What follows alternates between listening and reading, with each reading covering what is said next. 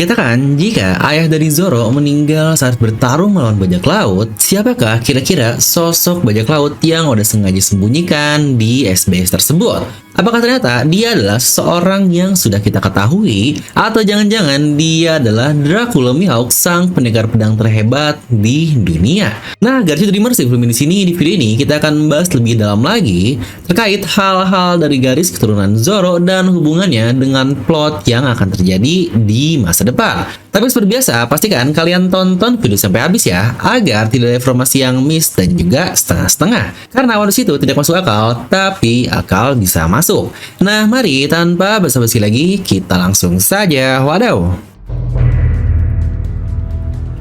Kita akan mulai dari seluruh keluarga Zoro, di mana hampir semuanya ada hubungan dengan istilah dalam berjudi, mulai dari Ronoa-pin Zoro yang berarti Snake Eyes, atau ketika dua dadu mempunyai angka yang sama, lalu istrinya atau nenek Zoro Shimotsuki Furiko, yang Furiko ini berarti seorang yang mengocok dadu, di mana Arashi ayah dari Zoro yang berarti ketika tiga dadu dengan angka yang sama. Di mana Terra adalah ibu dari Zoro yang diambil dari Terra Zeni sebagai biaya atau mata uang ketika berjudi juga. Jadi bukankah sangat wajar kenapa kita melihat Zoro sekali-kalinya melakukan judi adalah di Wano Kuni, dan itu pun sangat pas sekali saat dia pertama kali bertemu dengan Shimotsuki Yasui. Nah, di mana ada satu orang penjudi lagi juga yang bermain dengan dadu yang kita semua sangat familiar, dan dia adalah Fujitora. Dengan tampilan yang bahkan sangat mirip sekali dengan samurai dari Wano Kuni. Tapi sebelum membahas lebih jauh tentang hal itu, kita akan membahas dulu sebutan arti nama lain dari orang tua Zoro, di mana Furiko mempunyai arti sebagai pendulum. Benar, sebuah alat yang digunakan untuk tracking waktu, di mana penggunaan namanya menurut saya sangat menarik untuk Furiko tersebut. Pendulum adalah sebuah alat yang bergerak akibat gravitasi, yang lagi-lagi jika kita ngomongin masalah gravitasi pasti akan kembali ke Fujitora kan? Serta pendulum juga ada hubungan dengan waktu. Ya, time atau Toki, tentu saja masalah waktu pasti berhubungan dengan istri dari Kozuki Oden, yaitu Lady Toki.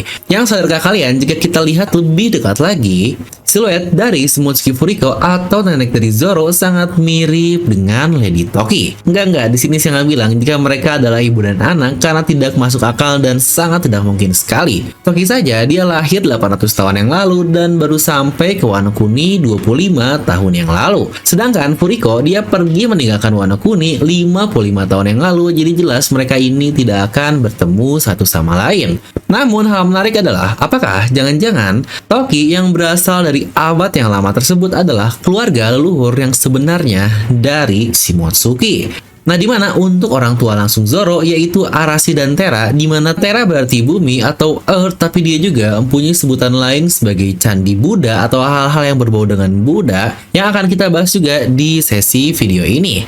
Tapi pertama kita akan bahas dulu terkait Arashi, yang Arashi ini mempunyai arti storm atau badai. Ya benar, badai atau storm adalah sebuah term yang sangat relevan dengan cerita di One Piece ini. Mulai dari ide terkait badai selalu dihubungkan dengan klan D seperti Corazon yang awalnya berkata kepada Law kecil, dan Law juga yang akhirnya mengikuti kata-katanya dan berulang kali mengatakan hal yang sama, bahwa D selalu akan mendatangkan badai. Yang bahkan saat ini Law sendirilah puncak badai, mulai dari Arc Dressrosa sampai Wano Kuni, yang membuat dunia bergerak sangat cepat sekali. Ya tentu saja bersama dengan kapten kita yaitu Luffy.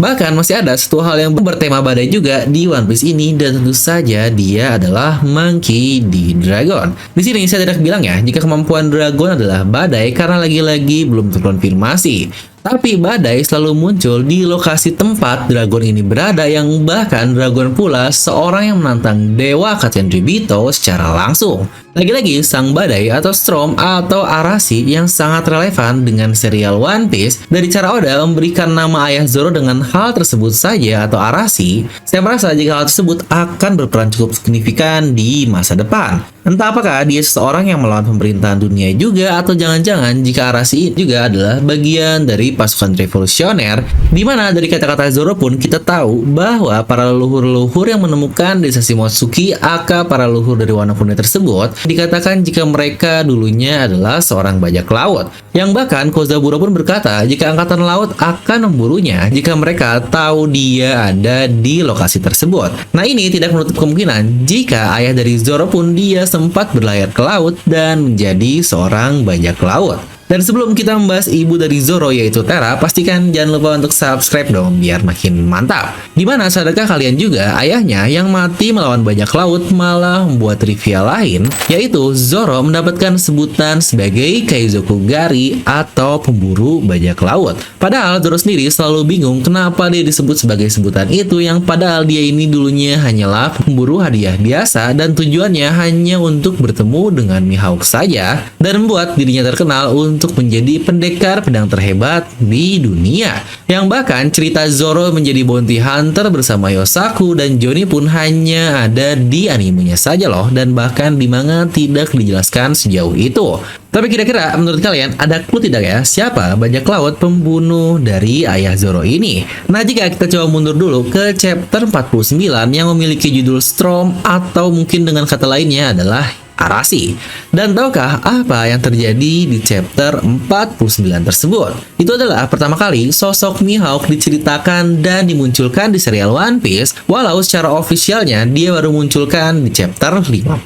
Tapi Arashi, ayah dari Zoro dan bajak laut yang membunuhnya dengan chapter yang bahkan memiliki nama yang sama, bukankah menurut kalian itu terlalu kebetulan untuk menjadi sebuah kebetulan? Yang kebetulan kedua adalah kita tahu Zoro pergi ke laut hanya untuk mencari Mihawk, pendekar pedang terhebat di dunia. Yang mungkinkah apakah akan sangat menarik jika ternyata dia pula lah orang yang membunuh ayah Zoro, yang menjadi semuanya akan terkoneksi ke satu titik. Zoro dengan ambisinya secara tidak langsung akan membayar semua sebutannya dan dendam ayahnya kepada Mihawk, walau di sini lagi-lagi saya tidak mengatakan dalam artian dendam yang negatif ya. Terus sekali lagi perlu diingat Zoro tidak peduli dengan keluarganya. Dan jika Zoro tahu tentang keluarganya pun saya yakin tidak akan mengubah apa-apa. Yang bukankah itu juga alasan kenapa akhirnya Oda menunjukkan silsilah keluarga dari Zoro hanya di SBS saja dan bukan di manganya, karena menurut saya tidak relevan juga jika kita tahu di manga dan akan lanjut ke cerita utamanya. Makanya lebih masuk akal jika dimunculkan di SBS saja. Dan sekarang kita akan langsung masuk membahas ibunya yaitu Tera.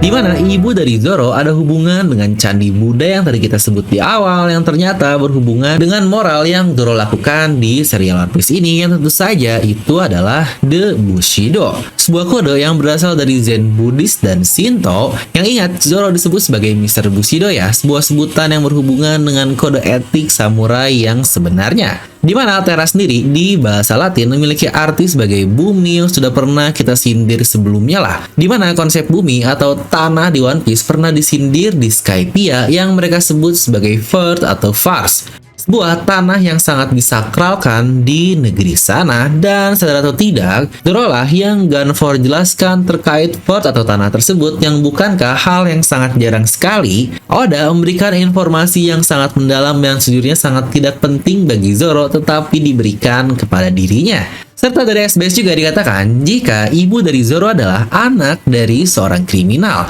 Nah, sebutan kriminal di serial One Piece ini bukankah sangat ambigu? Karena biasanya orang jahat dia disebut sebagai pirates atau bajak laut, yang sesuai lah dengan tema utama dari serial ini. Tapi sebutan kriminal pertama kali disebut kepada seorang revolusioner, yaitu Monkey D. Dragon sebagai the most wanted criminal di One Piece juga.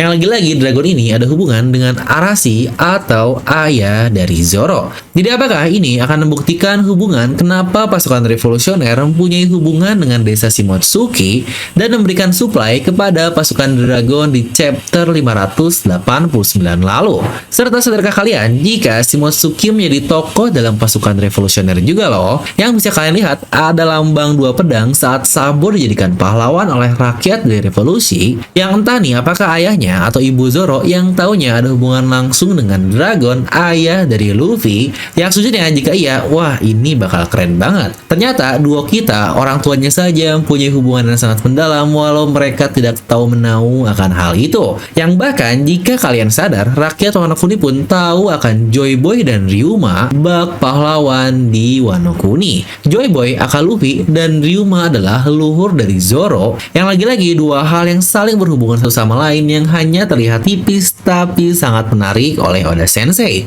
Nah, lagi-lagi jika kita kembali ke orang tua Zoro, setidaknya mereka ini seharusnya sudah meninggal di antara 22 sampai 19 tahun yang lalu ya. Dan dari cara Zoro yang tidak mengenal orang tuanya, saya yakin sepertinya orang tua Zoro ini meninggal ketika Zoro masih sangat belia sekali. Jadi mungkin teori-teori yang berkata jika orang tua Zoro mati oleh Rocks 38 tahun yang lalu dan banyak-banyak yang lain, menurut saya itu sudah sangat tidak masuk akal. Nah, kemungkinan jika kita ngomong-ngomong masalah 22 sampai 19 tahun yang lalu, mungkin insiden yang kita ketahui hanyalah pertama insiden Ohara, dan kedua insiden di Wano Kuni ketika Oden dikalahkan oleh Kaido.